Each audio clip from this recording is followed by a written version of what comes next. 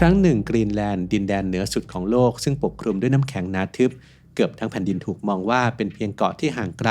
ทำให้ชื่อของมันแทบไม่ได้ถูกกล่าวถึงในเวทีการเมืองโลกแต่เมื่อโลกเข้าสู่ศตวรรษที่ 20โดยเฉพาะหลังสงครามโลกครั้งที่ 2ดินแดนน้ำแข็งแห่งนี้กลับกลายเป็นหนึ่งในจุดยุทธศาสตร์ที่สำคัญที่สุดของโลกที่เกี่ยวข้องกับการแข่งขันด้านนิวเคลียร์ระบบเตือนภัยขีปนาวุธและสมดุลอำนาจระหว่าง2มหาอำนาจของโลกและในวันนี้มันกำลังเชื่อมโยงกับวิกฤตสำคัญที่สุดของมนุษยชาตินั่นคือการเปลี่ยนแปลงของสภาพภูมิอากาศ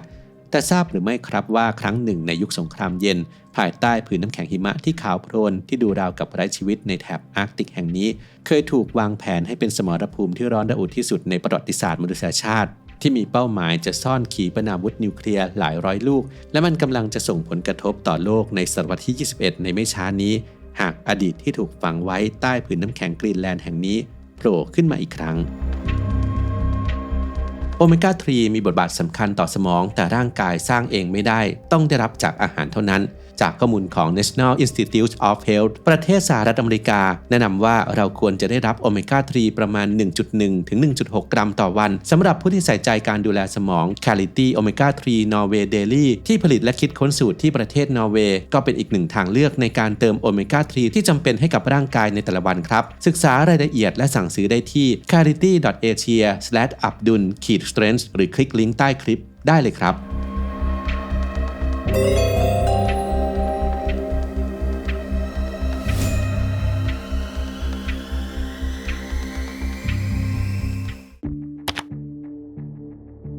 อย่างที่ทราบกันดีครับว่าล่าสุดสหรัฐอเมริกามีความต้องการที่จะซื้อกรีนแลนด์ซึ่งในความเป็นจริงแล้วเหตุการณ์นี้ไม่ใช่เกิดขึ้นครั้งแรกย้อนกลับไปในปี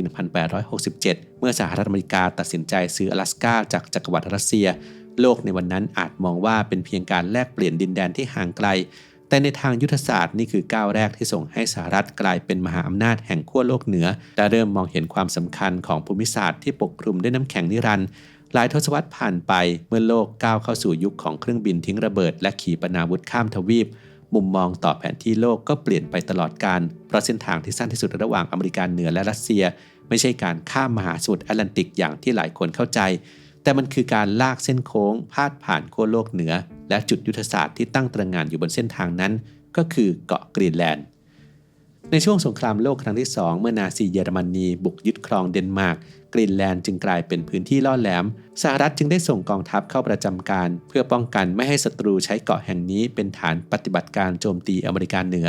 แต่เมื่อสงครามจบลงภัยคุกคามใหม่กลับเริ่มต้นขึ้นและกรีนแลนด์ก็ยิ่งทวีความสำคัญขึ้นเป็นทวีคูณในปี 1946 ประธานาธิบดีแฮร์รี่ เอส ทรูแมนถึงกับเสนอเงินจำนวนมหาศาลถึง$100 ล้านสหรัฐเพื่อขอซื้อเกาะกรีนแลนด์จากเดนมาร์กแม้ข้อเสนอนั้นจะถูกปฏิเสธแต่มันก็ได้พิสูจน์ให้เห็นชัดเจนว่าสำหรับสหรัฐแล้วกรีนแลนด์ไม่ใช่แค่ดินแดนห่างไกลที่หนาวเหน็บแต่มันคืออสังหาริมทรัพย์ทางทหารที่ประเมินค่าไม่ได้จนกระทั่งปี 1951 ภายใต้ร่มเงาของนาโตข้อตกลงป้องกันประเทศได้เปิดทางให้สหรัฐสร้างฐานทัพในกรีนแลนด์บริเวณทางตะวันตกเฉียงเหนือของเกาะอย่างเป็นทางการโดยมีฐานทัพทูลี่ซึ่งปัจจุบันคือฐานอวกาศปิตูพิกเป็นเสมือนด่านหน้าคอยตรวจจับขีปนาวุธของสหภาพโซเวียตที่อาจพุ่งตรงเข้ามาแต่ทว่าในช่วงปลายทศวรรษที่ 1950 ท่ามกลางบรรยากาศความหวาดระแวงของสงครามเย็นนักยุทธศาสตร์ของสหรัฐเริ่มมองหาแผนการที่เหนือชั้นกว่าฐานเรดาร์หรือสนามบินทั่วไปพวกเขาต้องการอาวุธที่ไร้ร่องรอยซ่อนตัวได้และยากต่อการทำลายโดยสิ้นเชิงและนั่นคือจุดเริ่มต้นของภารกิจที่เป็นความลับระดับสูงสุดภารกิจที่หมายจะเปลี่ยนน้ำแข็งนับล้านตันให้กลายเป็นฐานปล่อยขีปนาวุธนิวเคลียร์ใต้ดินในชื่อโครงการว่าโปรเจกต์ Iceworm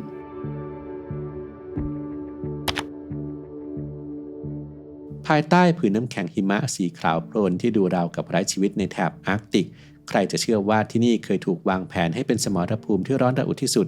ในประวัติศาสตร์มนุษยชาติในช่วงปลายทศวรรษที่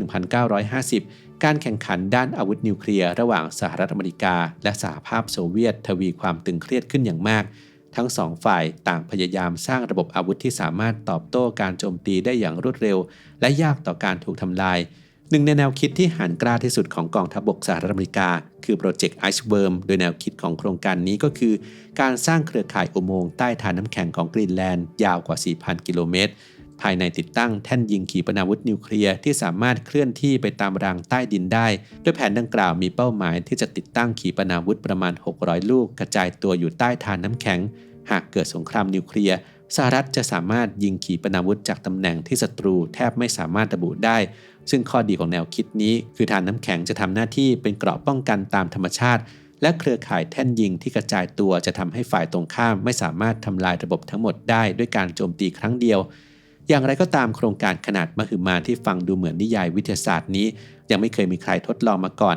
คำถามสำคัญคือน้ำแข็งซึ่งเป็นสสารที่เคลื่อนที่ตลอดเวลาโครงสร้างใต้ฐานน้ำแข็งนั้นจะสามารถคงอยู่ได้จริงหรือไม่เพื่อตอบคำถามนั้นกองทัพสหรัฐจึงได้สร้างฐานทดลองขึ้นมาแห่งหนึ่งใต้ผืนน้ำแข็งของกรีนแลนด์และฐานนั้นมีชื่อว่าแคมป์เซนจูรี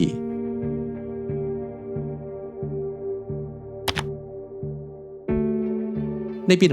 1959 กองทัพสหรัฐได้เริ่มก่อสร้างฐานใต้ฐานน้ำแข็งทางตะวันตกเฉียงเหนือของกรีนแลนด์ภายใต้ชื่อแคมป์เซนจูรีซึ่งถูกนำเสนอว่าเป็นหนึ่งในสถานีวิจัยทางวิทยาศาสตร์ของโปรเจกต์ไอซ์เวิร์มเพื่อศึกษาการสร้างฐานทัพในสภาวะสุดขั้วและการเก็บตัวอย่างน้ำแข็งเพื่อศึกษาประวัติศาสตร์สภาพอากาศโลกแต่ในความเป็นจริงแล้วมันคือโครงการนำร่องเพื่อทดสอบแนวคิดของโปรเจกต์ไอซ์เวิร์ม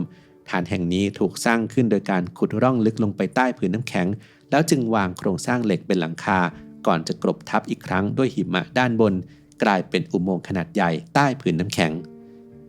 แคมป์เซนจูรีประกอบด้วยอุโมงค์ประมาณ21เส้นรวมความยาวเกือบ3กิโลเมตรภายในคล้ายกับเมืองย่อมๆที่มีสิ่งอำนวยความสะดวกครบครันตั้งแต่ห้องพักห้องอาหารห้องทดลองโบสถ์โรงภาพยนตร์ไปจนถึงโรงซักรีดในช่วงที่ฐานนี้ทำงานเต็มที่มีเจ้าหน้าที่และนักวิทยาศาสตร์ประจำการอยู่มากกว่า100คนสิ่งที่โดดเด่นที่สุดคือการติดตั้งเครื่องปฏิกรณ์นิวเคลียร์ขนาดเล็กรุ่น PM2A เพื่อใช้เป็นพลังงานหลักในการผลิตไฟฟ้าและความร้อนให้กับทั้งฐานได้ใช้การใช้พลังงานนิวเคลียร์ในพื้นที่ห่างไกลเช่นนี้ถือเป็นการทดลองทางวิศวกรรมที่สำคัญในยุคนั้นอย่างไรก็ตามปัญหาที่แท้จริงไม่ได้อยู่ที่เทคโนโลยีแต่เป็นธรรมชาติของฐานน้ำแข็งแม้ฐานน้ำแข็งจะดูเหมือนแข็งและนิ่งแต่ในความเป็นจริงแล้วมันเคลื่อนตัวอยู่ตลอดเวลาภายใต้แรงกดดันของน้ำแข็งจำนวนมหาศาลนับล้านตันส่งผลให้เพียงไม่กี่ปีหลังจากเปิดใช้งานโครงสร้างอุโมงค์หลายส่วนภายในแคมป์เซนจูรีก็เริ่มบิดเบี้ยวโครงสร้างเริ่มผิดรูปและเสียหายต้องทำการซ่อมแซมอยู่ตลอดซึ่งความเสียหายนี้เกิดขึ้นเร็วกว่าที่วิศวกรคาดการไว้ทำให้กองทัพสหรัฐได้ข้อสรุปสำคัญว่าเครือข่ายอุโมงค์ขนาดมหึมาแบบที่โปรเจกต์ไอซ์เวิร์มวางแผนไว้นั้นสรุปแล้วแทบจะเป็นไปไม่ได้ในระยะยาวในปี 1963 โครงการหนอนยักษ์โปรเจกต์ไอซ์เวิร์มจึงถูกยกเลิกต่อมาในปี 1964 เครื่องปฏิกรณ์นิวเคลียร์ PM2A ก็ถูกถอดออกจากฐานและในปี 1967 แคมป์เซนจูรีก็ถูกปิดตัวลงอย่างถาวรสหรัฐทิ้งซากโครงสร้างขยะสารเคมีและกากกัมมันตภาพรังสีบางส่วนไว้เบื้องหลังด้วยความเชื่อมั่นในเวลานั้นว่าแผ่นน้ำแข็งจะปกคลุมความลับนี้ไว้ตลอดกาลและตลอดเวลาที่ผ่านมาโลกเชื่อมาตลอดว่าแคมป์เซนจูรีคือความก้าวหน้าทางวิทยาศาสตร์เพื่อมวลมนุษย์จนกระทั่งในปี 1996 เอกสารลับเกี่ยวกับโปรเจกต์ไอซ์เวิร์มที่ถูกปิดตายมานานหลายทศวรรษก็ถูกเปิดเผยความจริงที่น่าตกใจกลับปรากฏว่าวิทยาศาสตร์เป็นเพียงฉากหน้าเพราะลึกลงไปใต้ผืนน้ำแข็งนั้นมันคือแผนติดตั้งขีปนาวุธนิวเคลียร์ใต้ฐานน้ำแข็งและมีแคมป์เซนจูรีเป็นฟันเฟืองชิ้นสำคัญของแผนการทำลายล้างที่โลกไม่เคยระแคะระคาย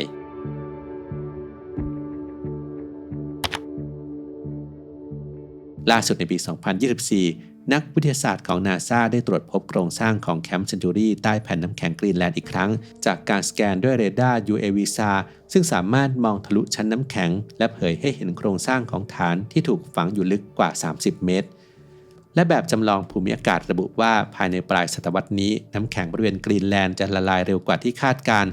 หากแนวโน้มนี้เกิดขึ้นจริงโครงสร้างและของเสียที่ถูกฝังไว้ทั้งเชื้อเพลิงของเสียชีวภาพและสารเคมีที่ใช้ในระบบหล่อเย็นและอุปกรณ์อุตสาหกรรมตั้งแต่ทศวรรษที่ 1960 อาจจะถูกเปิดเผยและสิ่งที่นักวิทยาศาสตร์กังวลที่สุดไม่ใช่แค่เศษเหล็กจากยุคเก่าแต่คือสาร PCB ปริมาณมหาศาลซึ่งเป็นสารเคมีอันตรายที่ใช้ในระบบหล่อเย็นและสีเคลือบอาคารซึ่งเป็นสารพิษที่สลายตัวยากและส่งผลกระทบโดยตรงต่อระบบสืบพันธุ์และภูมิต้านทานของสิ่งมีชีวิต นอกจากนี้ยังมีน้ำเสียและขยะชีวภาพกว่า 200,000 ลิตรรวมถึงวัสดุปนเปื้อนกัมมันตรังสีระดับต่ำจากการทำงานของเครื่องปฏิกรณ์นิวเคลียร์ที่ถูกทิ้งไว้ของเสียอันตรายเหล่านั้นกำลังจะถูกปลดปล่อยเข้าสู่ระบบนิเวศอาร์กติกปนเปื้อนลงสู่ดินน้ำแข็งและมหาสมุทรซึ่งท้ายที่สุดแล้วสารพิษเหล่านี้จะเข้าสู่ห่วงโซ่อาหารของสัตว์น้ำและส่งผลกระทบย้อนกลับมาสู่มนุษย์และนี่ไม่ใช่เพียงวิกฤตสิ่งแวดล้อมท้องถิ่นเพราะกรีนแลนด์นั้นคือหัวใจสำคัญที่กำหนดระดับน้ำทะเลทั่วโลกการละลายที่เร่งตัวขึ้นนอกจากปัญหาน้ำทะเลสูงขึ้นผลจากสารพิษปนเปื้อนกระจายแล้วก็ยังนำมาสู่คำถามทางกฎหมายและการทูตที่ซับซ้อนอีกว่าใครจะเป็นผู้รับผิดชอบค่าใช้จ่ายมหาศาลในการเก็บกวาดขยะจากยุคสงครามเย็นที่กลับมาปรากฏในศตวรรษที่ 21กรีนแลนด์จากเกาะน้ำแข็งอันห่างไกลสู่ฐานทัพลับแคมป์เซนจูรี่ที่เกือบกลายเป็นจุดเริ่มต้นของสงครามนิวเคลียร์และเป็นอีกหนึ่งตัวอย่างที่แสดงให้เห็นถึงการตัดสินใจในยุคหนึ่งกำลังจะส่งผลข้ามศตวรรษมรดกพิษจากอดีตกำลังจะย้อนกลับมาเปิดอนาคตของโลกที่ซ่อนอยู่ผ่านรอยร้าวของแผ่นน้ำแข็งที่กำลังจะละลายในไม่ช้านี้